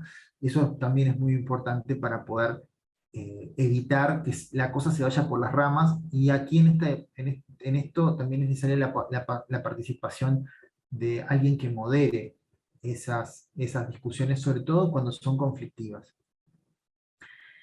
Y bueno, este es un panorama, como verán, amplio, de una gran cantidad de posibilidades, pero que me gustaría, más allá de todos los elementos que después podemos profundizar en alguno de ellos, pero que consideren eso, que hay tres grandes fuentes de conflictos, que son la estructura, o sea, los errores de razonamiento en sí mismos, las cuestiones que tienen que ver con nuestras percepciones psicológicas, no por nuestra vida personal, sino por el aparato cognitivo, y las que tienen que ver con las influencias del propio medio social en el que cualquier intercambio de ideas se va a dar.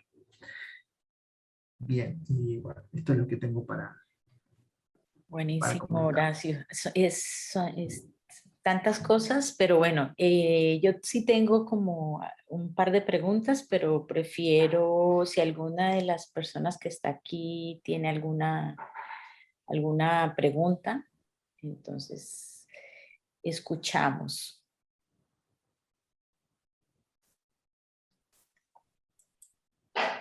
Varias personas nos han escrito para que grabemos porque estamos en exámenes finales, entonces que grabemos y lo vamos a publicar en redes igual. Bueno, Bien, yo voy a hacer una mientras, a ver si alguien se anima. Vos lo mencionaste ahí dentro de tu exposición, de lo de los silencios, pero también los anónimos. Cuando el conflicto, cómo se dialoga o se arregla un conflicto ahora que es posible, o se arregla o se llegan a unos acuerdos, más que todo, pues arreglar? Ahora que hay redes sociales y hay esa posibilidad más a la mano de emitir opiniones, juicios, posturas, señalamientos desde el anonimato.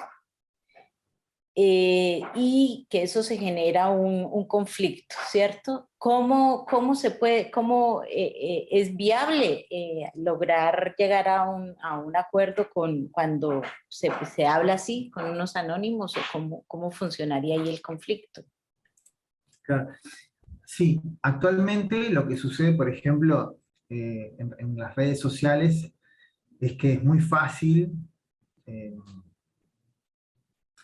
emitir opiniones y sobre todo emitir descalificaciones, juicios negativos o problemas sobre posiciones y sobre personas también. Eh, yo creo lo siguiente, acá hay todo un tema que es bien complejo, eh, porque a ver, hay que separar la cuestión. Uno no puede evitar que en las redes sociales aparezcan comentarios, que aparezcan anónimos, eso es inevitable. Eso no se puede evitar. Lo que sí se puede evitar es que toda esa información que no tiene una contrastación, no tiene un autor, una persona que dé la cara, influya en los espacios de discusión. O sea, no se puede evitar que haya scratches, que haya problemas, digamos, contra personas, contra posiciones, y sobre todo anónimos. Eso no se puede evitar. Lo que sí se puede evitar es que eso tenga una influencia directa sobre los ámbitos de discusión en los que sí se intercambian razones y en los que sí hay personas que muestran su cara, que dan la cara y que argumentan no anónimamente, sino digamos, comprometiéndose con esas ideas. Pensá que el punto de vista, cuando nosotros defendemos un punto de vista, nos comprometemos con ese punto de vista. Pero ¿qué pasa? Cuando es anónimo, ese compromiso, sucede algo raro, porque por un lado, la forma en la que nosotros hablamos es una forma comprometida, pero al ser anónimo no hay compromiso. Son dos universos que deberían mantenerse lo más alejados posible, sobre todo desde el punto de vista de la influencia. Si yo, por ejemplo, no sé, estás proponiendo un cambio de programa, vuelvo al mismo ejemplo, perdón, pero y lo estás proponiendo vos, Diana, y en las redes sociales aparecen cosas que dicen, porque Diana está proponiendo ese cambio social, ese cambio de programa porque ella quiere, no sé, obtener determinado puesto, no sé, estoy inventando, una cosa así. Bueno, ¿eso lo puedes evitar? No, no se puede evitar. Lo que sí se puede evitar es que cuando se discuta el programa, ese argumento aparezca o esté sobrevolando. Incluso se podría, o sea, la forma de contrarrestar eso es plantear razones, pero plantear razones en los ámbitos en los que se discute, en los que se discute con nombre y apellido y en los que se va a tomar una decisión. Porque una cosa es discutir en las redes, donde esas son opiniones que no están vinculadas a un ámbito de decisión, y otra cosa es discutir en lugares donde sí son ámbitos de decisión. Pasa muchas veces, por ejemplo, en los casos, lo que se llaman los casos conmocionantes, no sé, en estos casos que pasan en la prensa, que en realidad la gente empieza a hablar y decir, no sé, y acusan a alguien de que mató a una persona. Bueno, todo eso cuando va a la justicia, puede pasar que influya el juez y que tome una decisión con base en eso, o que realmente observe cuáles son las evidencias y los elementos. Muchas veces, o sea, esto es complejísimo, pero muchas veces que cuando la justicia falla, las personas no quedan conformes porque en realidad el juez o la jueza falló en función de lo que había en el expediente, las informaciones, pero no sobre todo los comentarios que habían en prensa, en los tertulianos que, digamos, que comentan. ¿Entendés? O sea, en el ámbito de la red es complejísimo, pero la única forma, la única garantía de todo esto es, primero, que las personas en los ámbitos de decisión sí dan la cara, y dos, que en los ámbitos de decisión sí deben presentar razones para fundamentar sus dichos. Porque una cosa es acusar en la red o, como este caso de la cambio de programa, presentar razones o falacias o agravios, pero que no están vinculados a la decisión, y otra cosa es estar dando la cara en un ámbito de decisión, porque si vos tenés que justificar una decisión y eso tiene que quedar consignado en el papel, ya no es tan fácil decir, no voy a proponer el cambio de programa porque esto está vinculado a alguien. No, habría que, o sea, la garantía acá es que los ámbitos de decisión sí hay personas que dan la cara, y dos, que sí, al tener que dar la cara necesitan una argumentación racional, pero el otro no se puede evitar. Vale, gracias. ¿Alguien quiere preguntar algo? A ver. ¿Nadie tiene preguntas? Bueno, en principio es que todo está súper claro. Bueno, yo te hago de pronto una última también porque el tiempo. Em, claro, cuando a veces los conflictos, por algunas de estas razones que vos expusiste ahí, que son muchas, ¿no? Porque se ataca personalmente, porque hay unos prejuicios, porque, bueno, se quedan como enfrascados. O sea, las dos partes no logran llegar a un acuerdo, ¿no? Digamos, a un acuerdo o ni siquiera a un diálogo a veces, ¿no? Porque son posiciones tan distantes. Y bueno, en un país como Colombia, que estamos en permanente conflicto desde hace 100 años, bueno, lo hemos visto históricamente, momentos muy puntuales que se ha intentado, pero no. ¿Cómo funciona ese tercero, ese arbitraje, digamos, en una situación así, esa mediación? Cuando de todas formas hay una intención, por lo menos, de las partes de lograr como a una conciliación, ¿no? Pero ¿cómo debería actuar ese tercero? Porque entre las dos únicamente no funciona, entonces es necesaria Claro. esta mediación. Sí, en la cuestión de la mediación tiene que tener al menos dos puntos para ser efectiva. La primera, que la persona o las personas que realicen esa mediación tienen que ser confiables por las dos partes. En el caso, por ejemplo, jurídico, esto, digamos, son las cuestiones de conciliación, las mesas de negociación, en fin. Pero cuando hablamos de una argumentación o de una institución o de otro orden que no es algo jurídico, en primer lugar, la persona, quien haga la mediación tiene que ser respetado por las dos partes, y sobre todo tiene que ser considerado lo más neutral posible.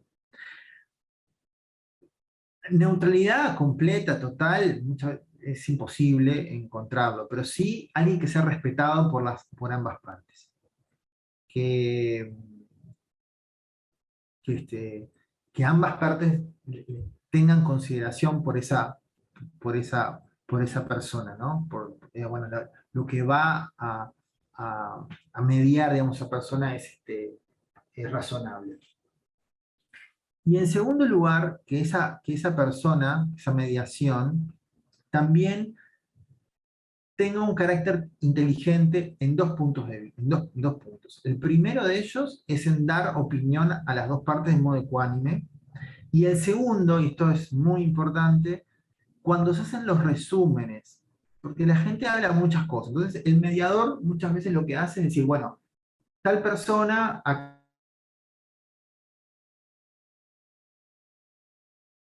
mencito, esos elementos, o incluso si se hace un acta de lo presentado, que es otra forma de resumir, también ser ecuánime, digamos, en ese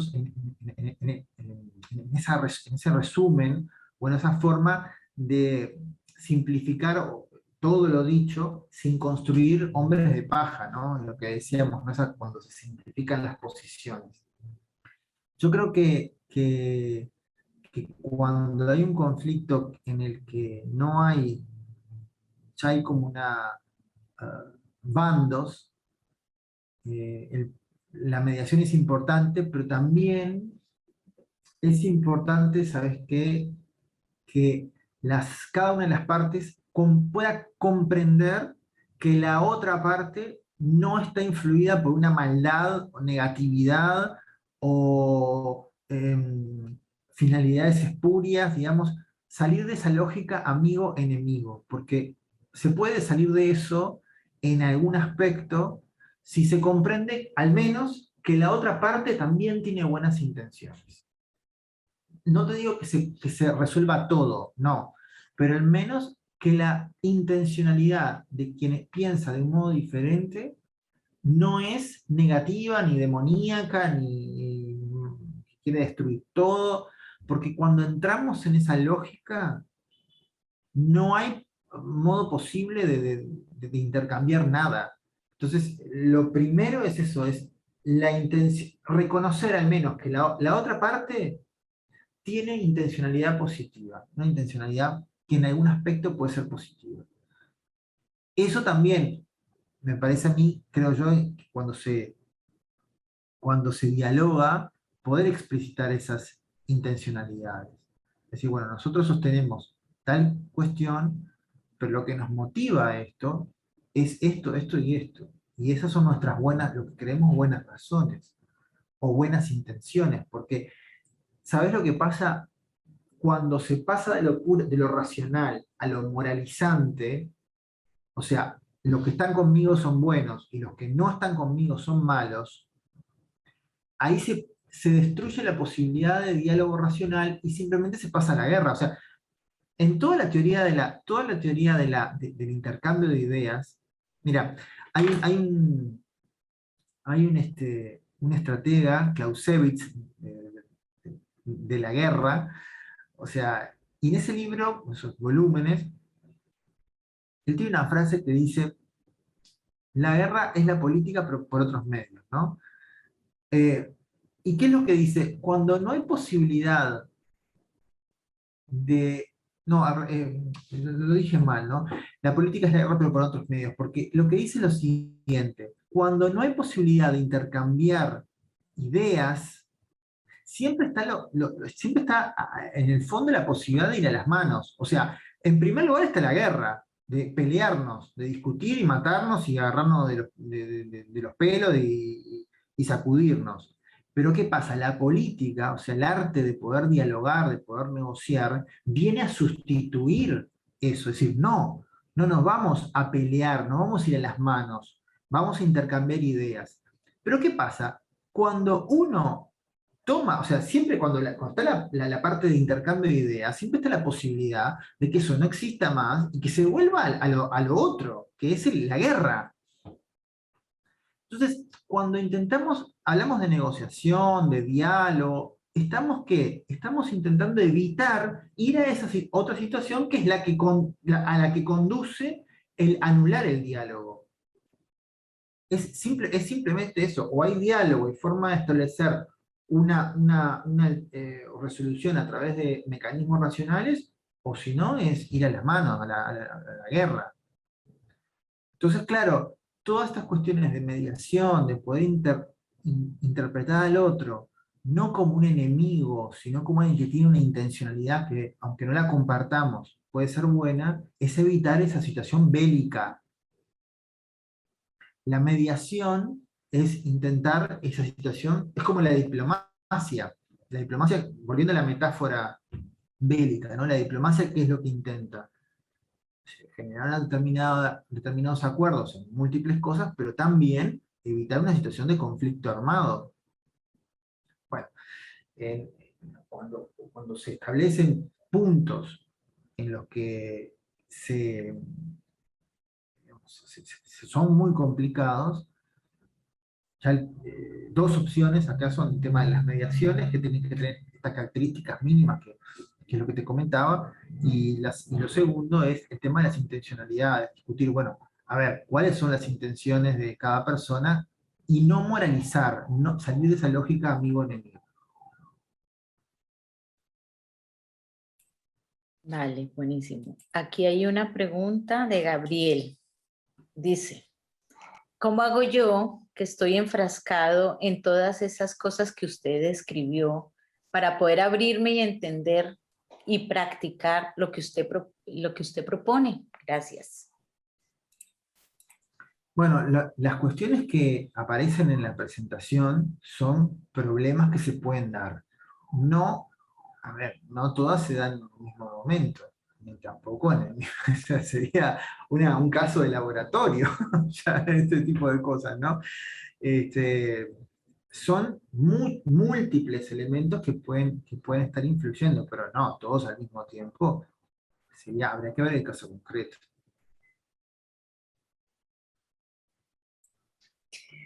Bueno, vale, pues muchísimas gracias, Horacio. No sé, ¿alguien más? No, yo creo que estamos ya a tiempo y yo creo que ha sido muy nutritivo y muy pertinente todo lo que nos has contado ahora.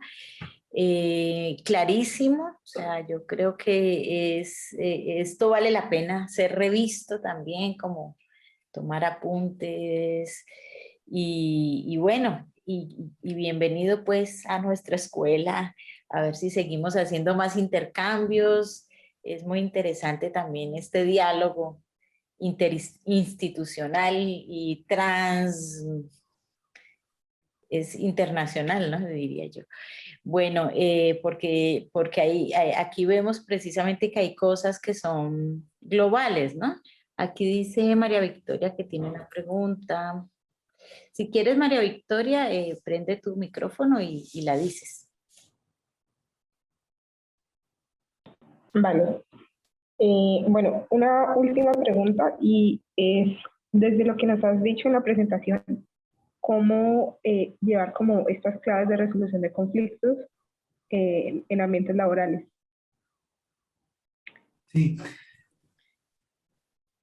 Cuando hablamos de ambientes laborales, estamos hablando también de que hay jerarquías. Uh-huh. Eh, por eso les contaba que, por ejemplo, las cuestiones sociales, sobre todo ¿no? en esos temas de las influencias sociales, eh, muchas veces una misma idea no vale lo mismo si lo dice alguien que tiene determinada posición de poder dentro de una empresa, que si lo dice alguien que recién llega o que no tiene determinado cargo, ¿no? Hay que ver, digamos, dentro de qué tipo de conflicto estamos hablando. Si estamos hablando de un conflicto, de un intercambio de ideas, por ejemplo, de un proyecto, estamos hablando de determinadas posiciones encontradas, o si estamos hablando de problemas entre personas.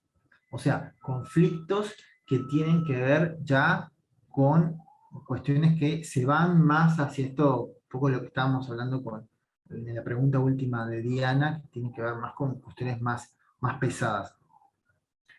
Si estamos hablando de cuestiones de jerarquías, tenemos que tener en cuenta lo siguiente. Y sobre todo, vamos a poner intercambios de ideas en general, no tiene por qué ser un lío con una persona en sí mismo.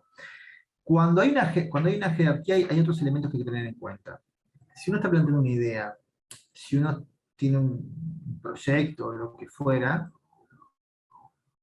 tiene que tener en cuenta también de que puede generar determinadas rencillas o determinadas cuestiones sociales. A ver, por ejemplo, uno podría tener una excelente idea y podría estar otras personas, por ejemplo, un jefe u otras personas de otra área, pueden estar sintiendo que eso le hace sombra o que compite o de determinadas cosas o que está en conflicto con sus intereses. Hay algo muy importante siempre que se plantean ideas y tienen que tener que ver con estos elementos. Las ideas tienen que plantearse considerando, primero, los públicos a los que van dirigidos, y dos, los intereses que están en juego. Si yo, por ejemplo, planteo un proyecto nuevo, y yo sé que al jefe, digamos, o a la persona que va a tomar la decisión, le interesa no sé, las cuestiones de responsabilidad social, haré más énfasis en eso. Pero si sé también que esa idea puede herir el ego o puede generar determinado rechazo en otra área o en otra jerarquía que también tiene un poder de decisión, debería considerar también el hecho de que en mi exposición no vulnerar a esa persona porque también se me va a generar un conflicto con esa persona. O sea, en los ámbitos laborales, o sea, las sutilezas que hay al presentar ideas, al trabajar estas cosas son bastante complejas, pero no imposibles de manejar.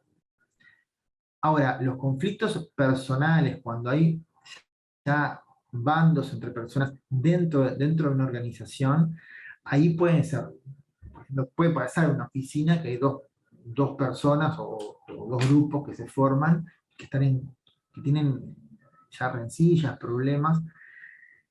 Ahí lo importante es encontrar un punto de mediación que puede ser la jerarquía inmediata o si no lo es, otra persona dentro de la organización.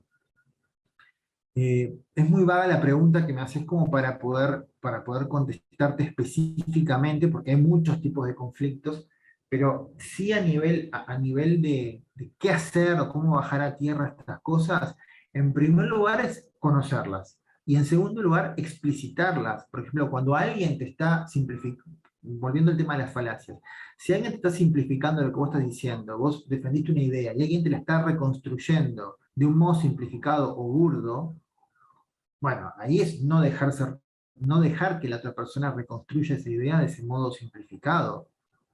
O si invierte la carga de la prueba, decir, te obliga a vos a probar un punto que la otra persona introdujo, decir, no, a ver, acabas de decir o acabas de afirmarlo eso vos, te corresponde probarlo vos, no yo tener que probar lo que otra persona introdujo. O si, por ejemplo, en los temas de más de influencia social, ¿no?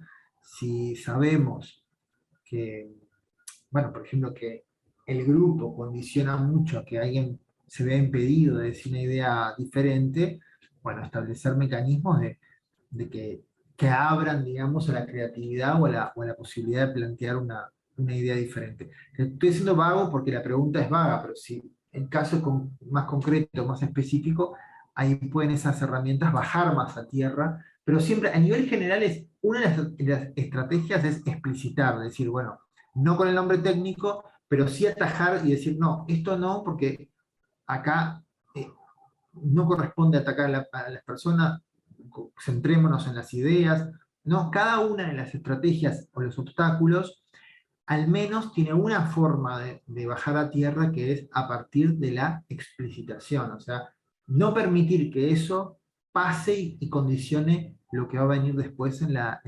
discusión. Vale, Mil gracias. muchas gracias. Bueno, Horacio, yo creo que ya estamos. Muy valioso tu aporte y bueno, muchas gracias y un abrazo desde Cali. Bueno, muchas gracias a ustedes por la invitación y bueno, y espero que les resulte de provecho y seguimos en contacto, claro que sí. Sí, muchas gracias. Chao.